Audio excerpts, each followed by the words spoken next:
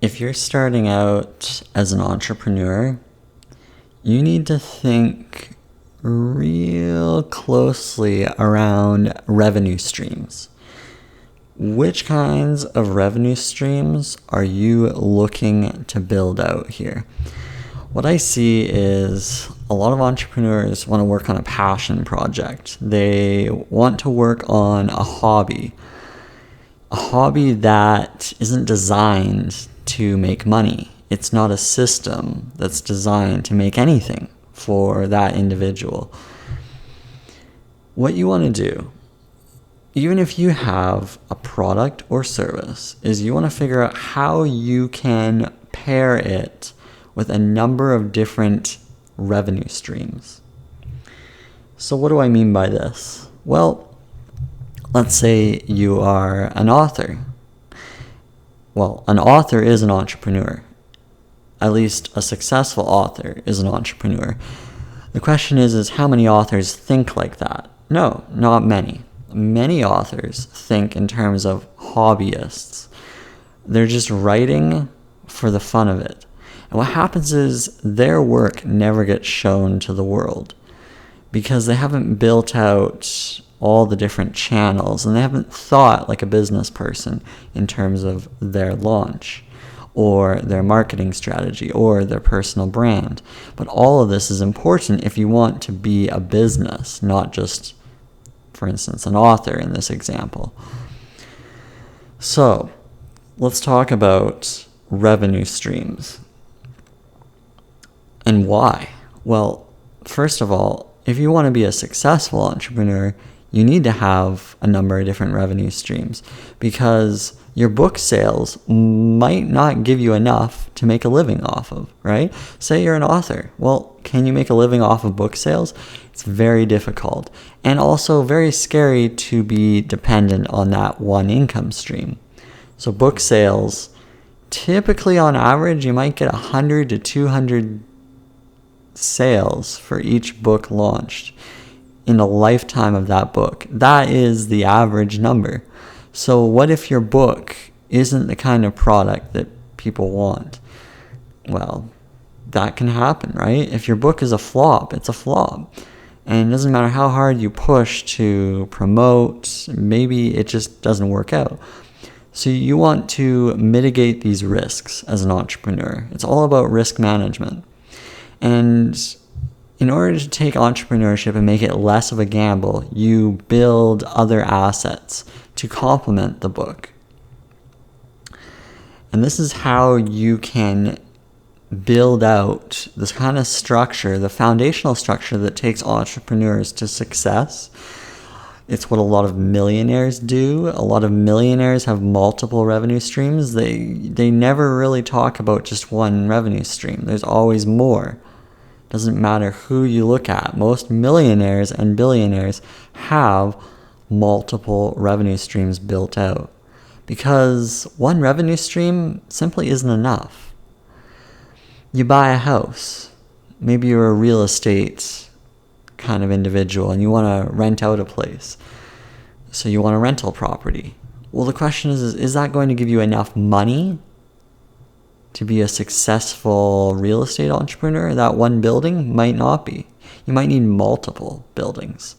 Heck, maybe you need 7 buildings. See, it doesn't have to be different revenue streams. It could be revenue streams in the same category. See, a lot of people focus on diluting themselves by putting their efforts into a range of different revenue streams. No. You could release multiple books, multiple revenue streams, multiple series editions of books, multiple rental properties, multiple YouTube channels, multiple podcasts. So it depends on maybe where your strengths are, right? It just really depends. But what you're doing is you are essentially covering your bases. Because there's a good chance that something will flop in your portfolio of revenue streams that you're building. And that's okay because you have another revenue stream that's going to compensate. Another one that I like is affiliate marketing. It's easy to set up. It doesn't take any time out of your day. So why not give it a try, right? So affiliate marketing is intriguing because you can essentially take all of your books that you've maybe created and turn them into affiliate links on your website. Therefore, when somebody buys your book, you're not just making money off your book sale, you're making money off of commissions of whatever products they buy. So that's a good additional revenue stream that complements your book sales. This is something of value to build. So consider that. Consider building this additional stream that's easy to add on. What's another one? Well, maybe you do a podcast, and right now all you're doing is recording via audio. And your goal for revenue streams through podcasting is to get brand sponsors, to get people to pay you money to advertise on your podcast. So you're trying to build this out by creating content and hopefully getting these sponsors. So that way you can make it a profitable podcast. Well, instead of just doing audio, why not create video, right? So you can publish on YouTube and then extract the audio for your podcast. It's very simple to do. There are plenty of resources to do it all for free.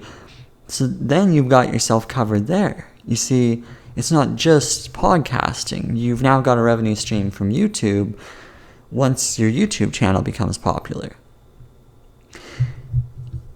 What you're doing is you're taking your content and making it transferable to other platforms, because other platforms will equal other revenue streams. For instance, I have a bunch of videos here. I also have a playlist that somebody can buy, and then they can watch all of these videos in a sequence. Now, I also give the playlist away for free, because if people want to pay, they can. If they don't, that's okay too, right? Because I want to avoid the Patreon, so I want to own my own sort of revenue stream here. Patreon kind of owns your revenue stream because they can make adjustments to how much they make off of commissions. This is why I'm not on Patreon. But that is another revenue stream. A lot of creative people are using Patreon. And it's another way to take your YouTube content and make money off of it beyond just YouTube and their ad structure. But you have all these different avenues, right? I have this playlist that people can buy, pay $147. At the time of doing this video, it's $147, less than the cost of therapy, fairly cheap. I mean, I consider it almost like a crash course in terms of life, because I'm sharing experiences that can help others in their lives. So I sell that on my website. So if somebody goes on my website, they can see a bunch of free content, right? There's tremendous amounts of free content. There's no shortage of freeness that I'm giving away. When people decide that they like what you're doing, they will start to pay. That time might not come in your first month as an entrepreneur. It might not come in your first 3 months as an entrepreneur. It might not come in your first year as an entrepreneur. But by building out these revenue streams, you are working away on things that will pay dividends down the road if you stick to them. But say you decide, I'm just going to write books. You could make it successful. You could make it work. But what if it falls through and it falls apart? You need to cover your bases. I really think this is important. And I'm going to use an example here. J.K. Rowling, famous author of the Harry Potter series, she was struggling while trying to get her books to success. And she also does speaking engagements today. You see, her books aren't even enough. She makes money off of speaking engagements as well. You see, she's not thinking just in terms of one revenue stream. Because what if all those books stop selling all of a sudden? What if Harry Potter starts to die off? Well, at least she's able to speak in front of crowds. She could always make money doing that. You see, she's built another skill set. She has another skill set. In spite of the fact that she's a billionaire, she's covering her bases.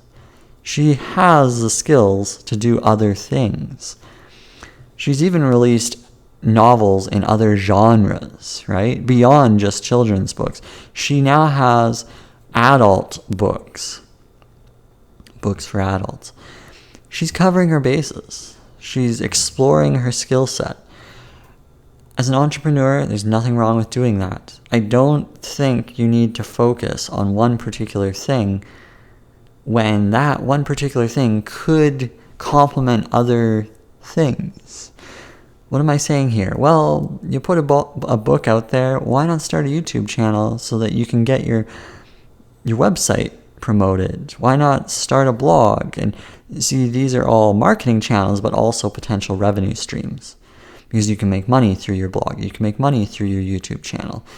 And those can make money for you in terms of book sales. They can help promote your books.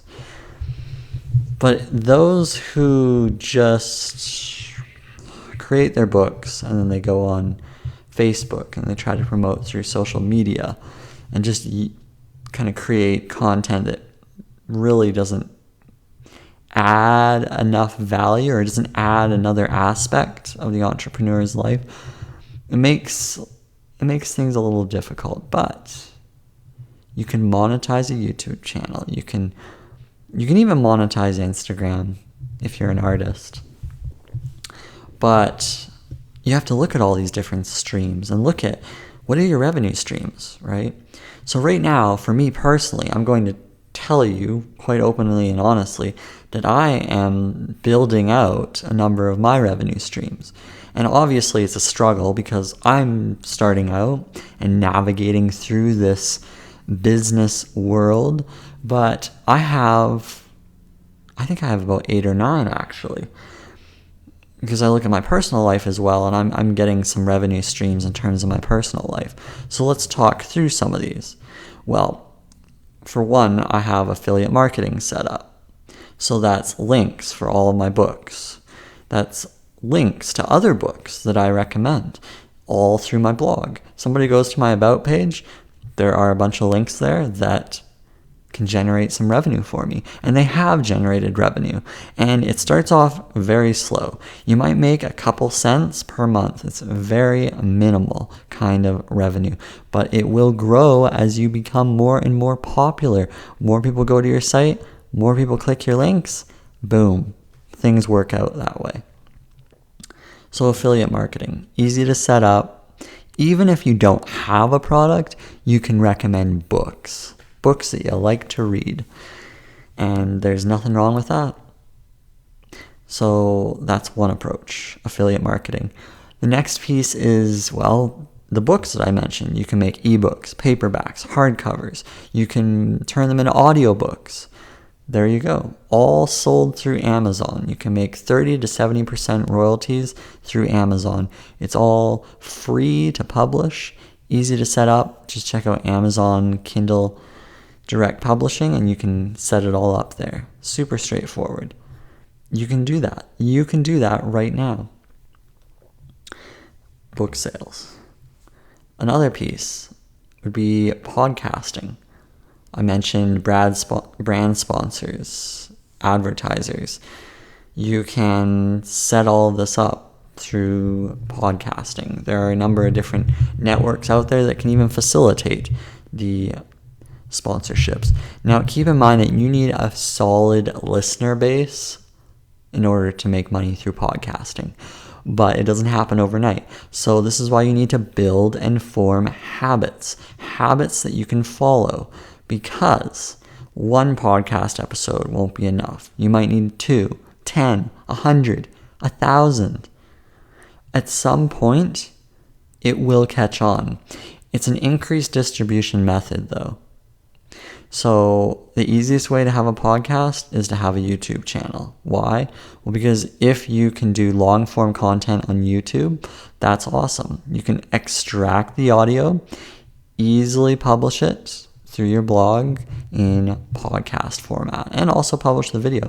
For my website, I have a blog where I publish my videos and I publish the associated podcast for each one. And people can click it and they can subscribe through Android and through iOS. So it's all easy. It's all easy to join in on a number of different platforms. And over time, as more and more people listen in, there are opportunities to monetize. But of course, bringing out tremendous value is your first step. And that's going to be important. So give that tremendous value. Give all the knowledge that you possibly can. Don't hold anything back. Help as many people as you can. I've been in marketing for 10 years now. And it's gone all the way back since I was 19, when I was selling textbooks and promoting my textbook company in university. So I've been around when it comes to marketing. I love this stuff. I love figuring all this stuff out and building it out. I love building these things. It's exciting for me. And if you build these things out over time, someone's going to catch on. Someone's going to latch on to what you're telling, and then it'll work out for you. Okay, so YouTube. We talked about the podcasting. YouTube. You've got your videos up there. It's long form content. The more and more people watch your videos, the more and more you have an opportunity to perhaps monetize. You need to hit the 1,000 subscribers. You need to hit the 4,000 hours of watch time in a year. But once you've done that, you're smooth sailing, right? You're starting to make some coin here. And it's going to start off slow as well, right? 1,000 subscribers is going to get you much in terms of advertising dollars. But you might be able to get some sponsorships. I've seen people with 100 subscribers who have landed sponsors. And they've been able to make money off of that, right?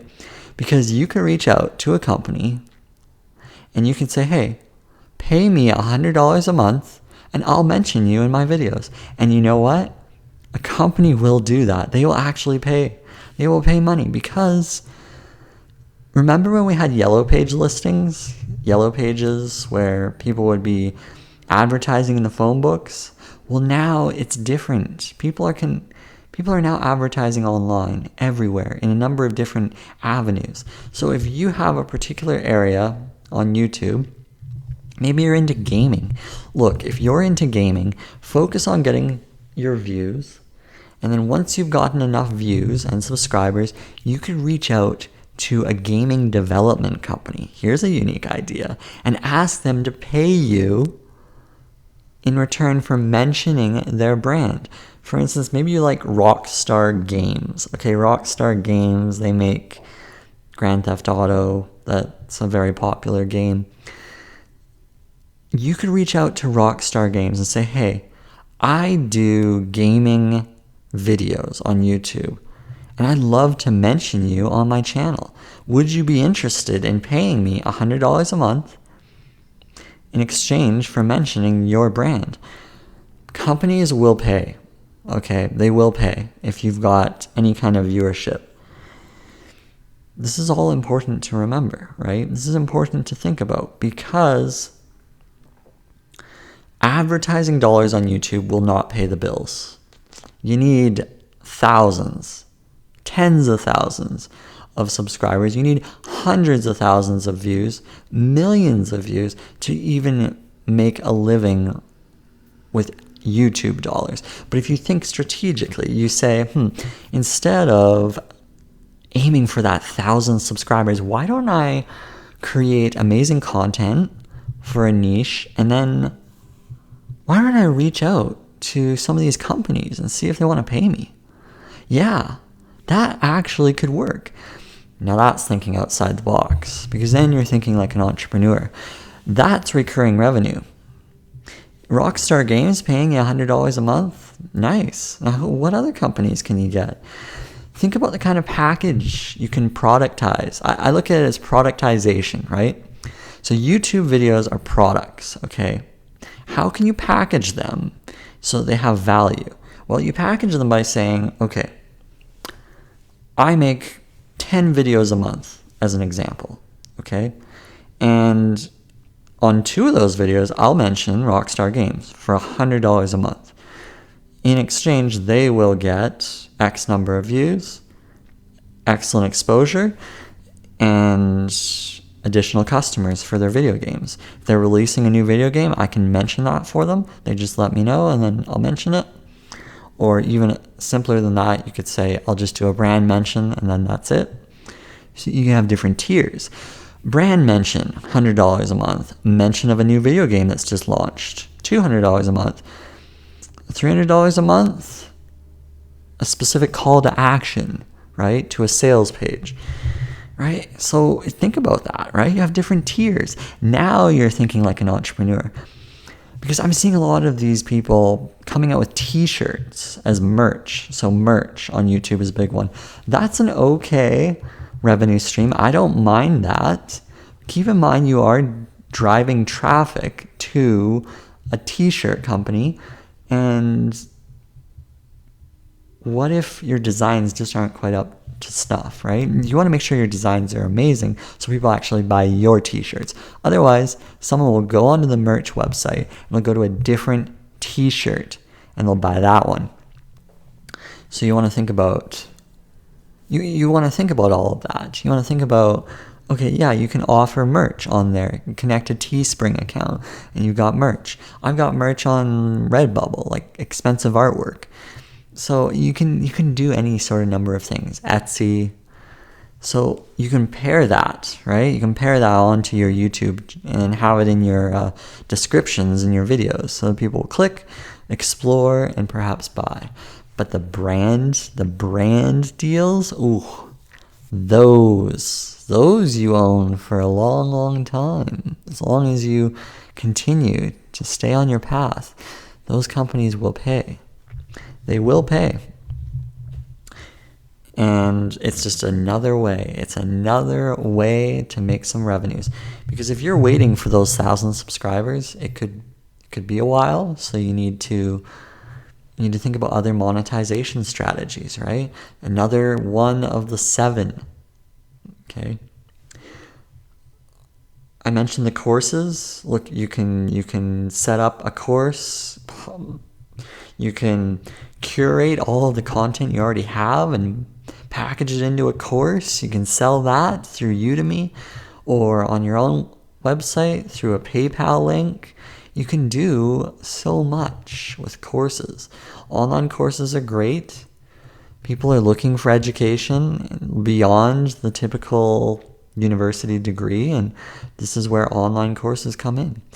Setting that up is straightforward. It just adds to the kind of value you're just offering, right? And it helps, like I mentioned, to have a bunch of free things to support what you're doing with your courses. I mentioned J.K. Rowling and she goes and she speaks, right? Think about maybe an audience that you could speak to. Could be a number of different audiences, and speak to those audiences. Get to know those audiences. Maybe do it for free to start. But look, you're building the foundation, getting comfortable in front of people. That's the important piece, is getting in touch with these people and getting a rhythm going. Speaking is a great one because eventually you can start making thousands, hundreds of thousands in a speaking engagement. Like, there's some real money involved there. Of course, it does involve you, right? You can't just publish it and it's there like an online course. No, you have to be there physically. But you can record your speaking engagements, right? Record them, publish those videos on YouTube. Now you've got yourself additional content beyond just speaking engagements. That's some real thinking there. You can have a smartphone with you, prop it up, record yourself. Ideally, hook up some nice audio so that people can hear you speaking, but it's all very straightforward to do. Honestly, if you're just trying to get started with speaking, and as an entrepreneur, you're just trying to get the word out, think about local areas where you can speak. Reach out to some businesses, speak to them, see if maybe you can look at some underprivileged community groups that you can speak at, and just have fun there. Just be there and enjoy yourself. Eventually people will pay you. People will pay you, and that's great. It's only a matter of time when things like these catch on. So do not underestimate speaking engagements. I think they're still a very valuable approach, and that personal one-to-one connection is something that you cannot miss. Now, I myself have not done too many speaking engagements. I'm highly introverted, and I lack some of the confidence that I think I need to succeed with speaking engagements. But I'm working on that, and I think down the road I'm going to give it my best shot and try. But for now, it's not a focus of mine, because I want to do a disclaimer here that there's a bunch of revenue streams I'm mentioning here. I'm not an expert in growing any of these, right? I'm building the foundation for all of these so that maybe in a couple of years, 5-10 years, I'm set in terms of the foundation I've built. So that's what you have to look at.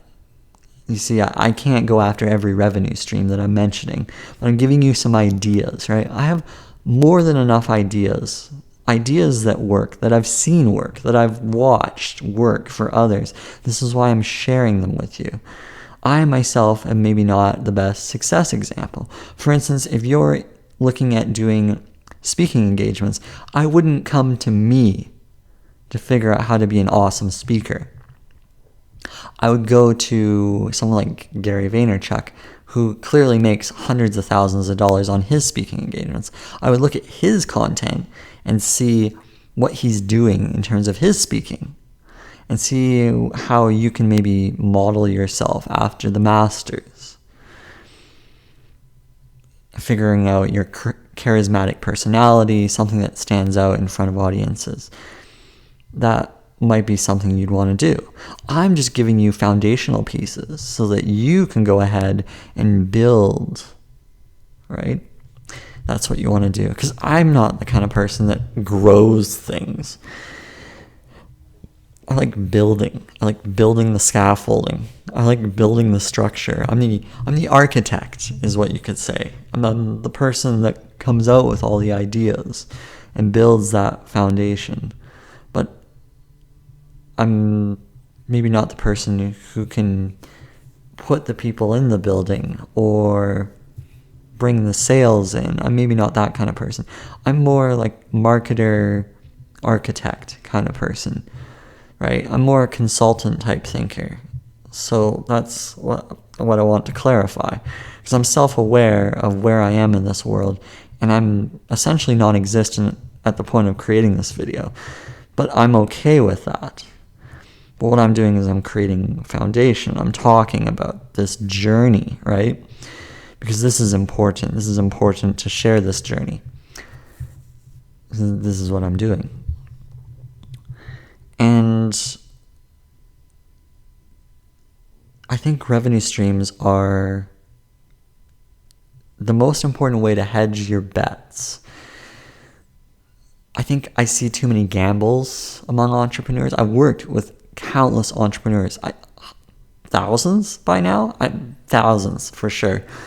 And I've seen many who are unfocused and do not have a clear idea of how they're going to make money.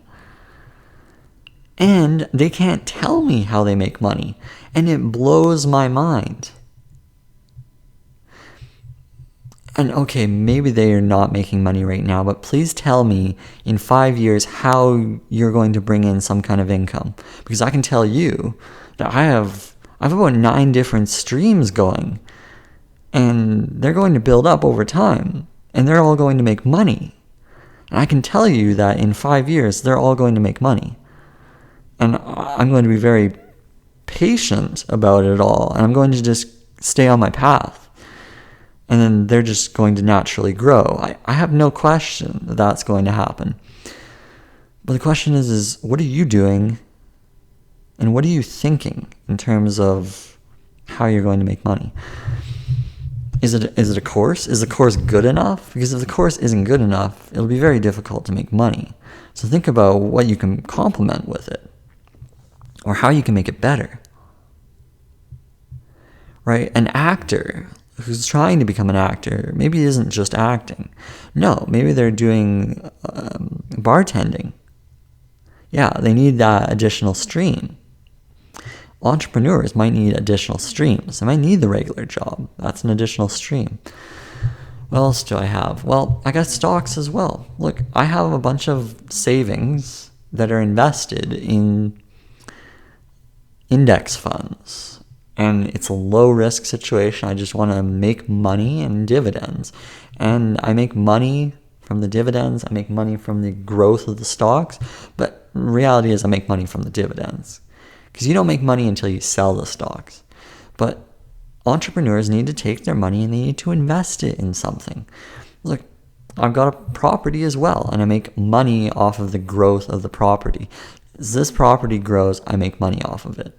Okay, so as you're making money in your business, you want to invest it. You want to invest it in perhaps marketing.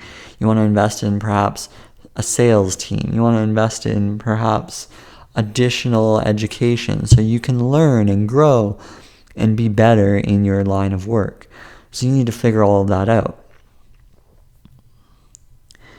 Maybe you need to figure out how much money you need to save so you can go buy a property, so you can start making money off of the growth of the property.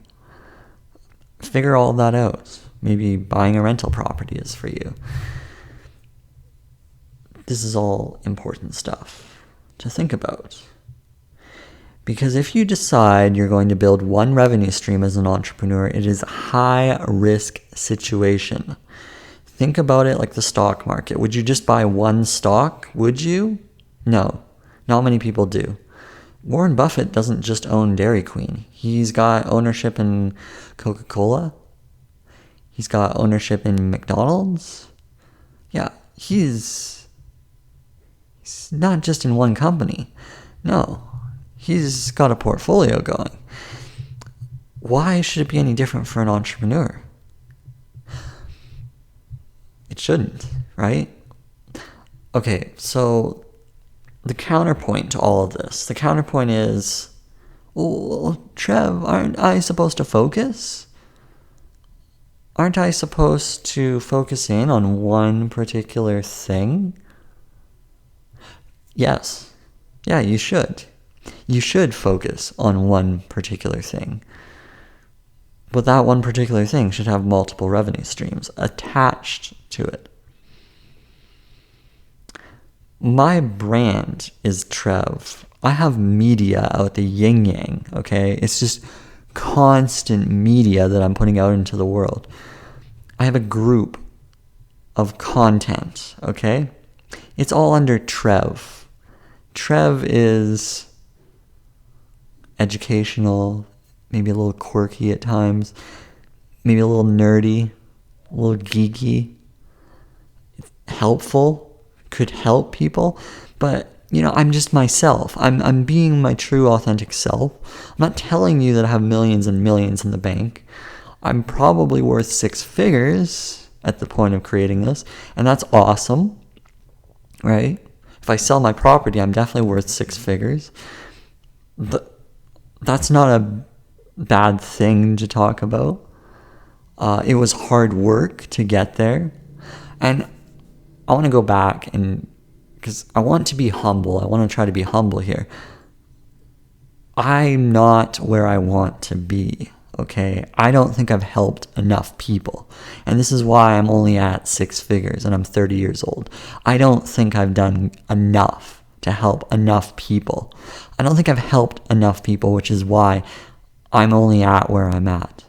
So when you think about it that way, how many people have you really helped? Because that might solve the problem that maybe you're having in terms of revenues and income streams, all that kind of stuff. I just don't think I've helped enough people. And this is why I'm only at where I'm at, okay? This is why I am in this position. But where was I getting at here? Where was I getting at? Well, okay, focus. It's too funny that I have kind of deviated here, but I go off on tangents, right? That's just the way my mind works, and people will know that who tune in. Focus is important if you've got this overarching brand, okay? And then you have a bunch of things that trickle into it. Is it like a pyramid scheme? No, I mean, because you're offering value, and a lot of the stuff should be free that you're giving away, perhaps. I mean, pyramid scheme is like a company getting a bunch of people to sell for them, and it's all sketchy, and it's products that don't work. I don't know, stuff like that. I'm not encouraging you to buy anything that doesn't work for you. In fact, you can preview everything that I create. You don't have to pay anything for what I create. So all of this is very non-confrontational. You don't have to buy any of my books. Actually, if you don't, that's okay. I'm not too worried. But if you want to, I've got like 70 books. You can check them out, and there's probably a book that would interest you, and it would maybe entertain you, right? It's just more content. I like creating content. I think that's important. So I went on like a creative binge where I just created a bunch of books, and they're all published. People want to check it out, they can. They can preview it all, though. Heck, they can even get the narrations for free. People who want to pay, they will pay eventually. If you're a tremendous individual, people will eventually pay. I think I need to work on being a little bit better, a little nicer to people, a little less negative, a little bit more positive. I think that goes for a lot of people. I need to try doing that. And if I focus on being helpful, maybe try to inspire people to do these things, to build these things for them, then I think that is a better outlook on life. I think that's a better contribution while I'm here. Because I don't think you want me being a whiner. I don't really want to whine too much. Sometimes I've been whining about different things, whether it's businesses or brands. I'm kind of conscious about that because I don't think that's healthy. I actually think that's really detrimental to my health. So I kind of want to move beyond that. I kind of want to focus on helping people build things through my content, whether it's building themselves or building their businesses. See, that seems a little bit more intriguing. This is why I'm sharing all these revenue streams with you. I think that is more constructive for you. Yeah. That's sort of what I'm leaning towards. Maybe that's a bit of a tangent too from what this whole point is. But if I get back to it all, because I do coaching consulting, another revenue stream, hello? Yeah, a revenue stream. You see, if you have a job, maybe the first revenue stream that you could start doing is coaching consulting.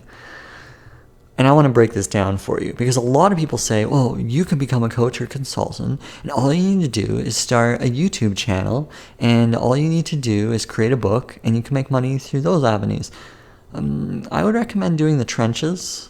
I mean, there's nothing wrong with building those as well. But if you're a coach/consultant, you should probably get your feet wet.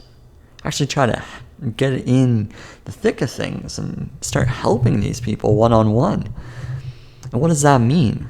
Okay, well, you want to be a coach/consultant. I wouldn't really recommend being on social media per se, but I would recommend going where those people are that you want. Okay? And maybe if you are unsure of how to figure this out, I don't know, start with Craigslist, get your feet wet, figure out how to be a consultant, figure out how to coach people, figure out how to help people solve their problems, see how things go. Maybe eventually package your coaching thing into like a 6-week series of sessions. 4 sessions, 6 weeks. That's a fantastic package. Charge like $500. Boom. You're in business, right? And you can just promote that. First, get people on a video call, okay? Just get people on a video call. Fill up your calendar with video calls. And get your feet wet. Keep going, keep going, keep going. At any point in time, say you want to grow your other incomes, you can always slow down the coaching. Say I'm not available for X, Y, and Z times. That's okay. Okay? You're just going to become more desirable anyways if you're less available. So figure out how you can maybe add some people into your routine of coaching, consulting. Fantastic revenue stream. Why? Because it's predictable. An author who's created a book does not have predictable income from that book. Okay, that book can slow down in sales at any point in time. But predictable revenue would be coaching, consulting. You do work for a client, you get paid. Okay? The more clients you have, the more money you make. It's very straightforward. You can spend a lot of money trying to sell a book, and it doesn't necessarily mean you're going to make sales on that book. But more clients equals more revenue. That's just binary. So when you think about it that way, well, figure out what kind of clients you want and go for it.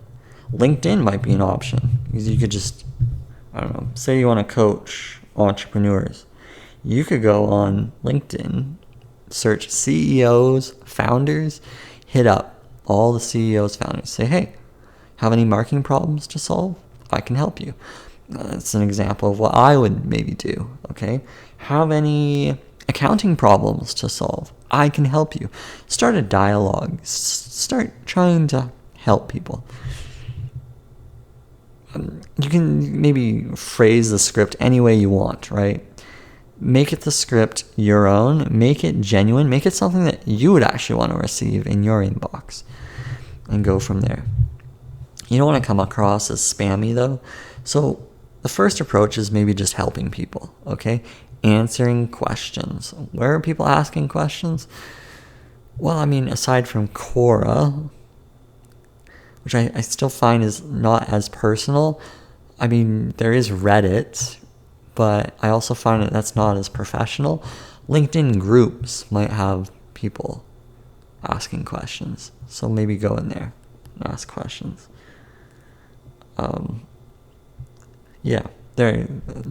Last couple of LinkedIn groups I've been checking out, though, they've become very spammy with links.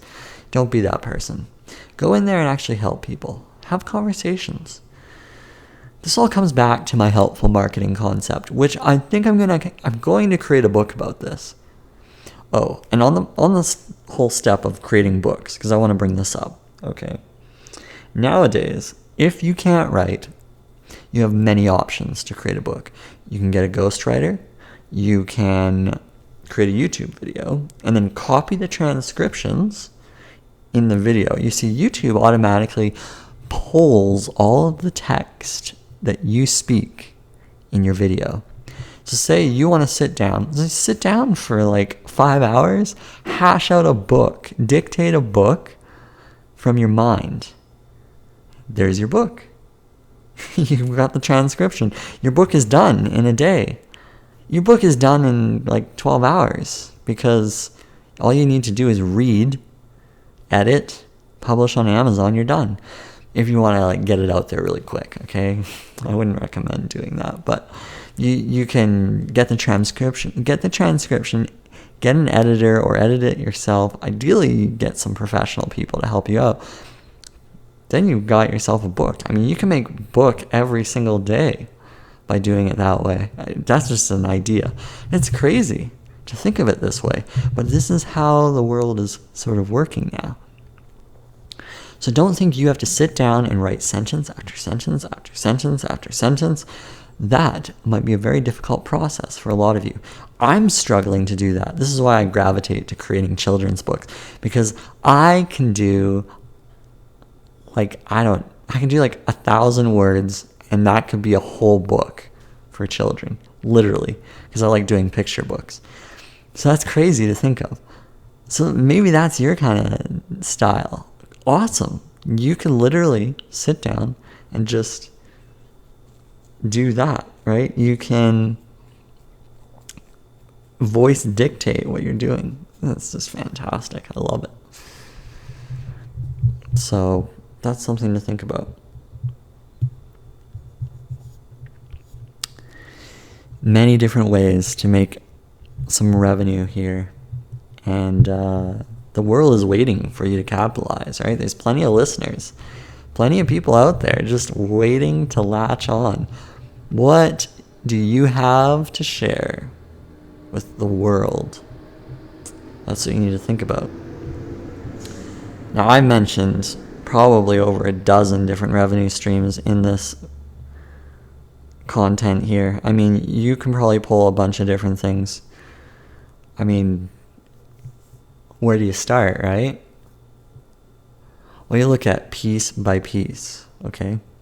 So maybe your first step is, I want to do YouTube videos. Start creating videos, and then in your spare time, look at what you can add on, okay? Look at what might jive for you. Look at that. Figure that out. And then start adding those on. Maybe it's the t-shirts. Maybe it's hats.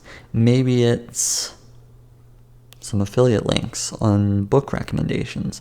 Start trickling those into your process of creation. Then you'll see some action. Yeah. I think that's all I've got, okay? I want to just talk about Steve Jobs. I admire Steve Jobs and what he did for Apple. And he was always about focus, okay? That was his thing, was focus. And that's perhaps one of my biggest struggles, is focusing. Okay, I have a very difficult concept of focusing on things. I simply can't focus. I have too many interests. And he was able to focus. Part of Apple's problem today is their lack of focus. But, okay, stay positive. When Steve Jobs was with Apple, he focused to the point of ensuring that a certain size table would always have the ability to carry all of the products Apple has on that one table. So you could have all of Apple's products on that one table, all their product lines, one table. Fit it all on that one table. And he was really big about that.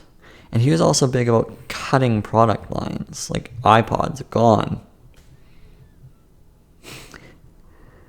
You know, he's really big on that. But of course he had multiple revenue streams. Well, he had those multiple product lines. So among his focus, his sheer determination, he still had multiple product lines, okay? He might have started with one. He started with the Mac computer. He built that. He had that running. But he started adding things. He started adding to his portfolio. And that's what you have to do. If you know it's all going to work out, stick to the path. It'll all work out. It really will.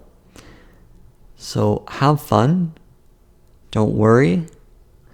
Keep building. Keep creating. Okay. That's all I've got. Until next time. Toodles.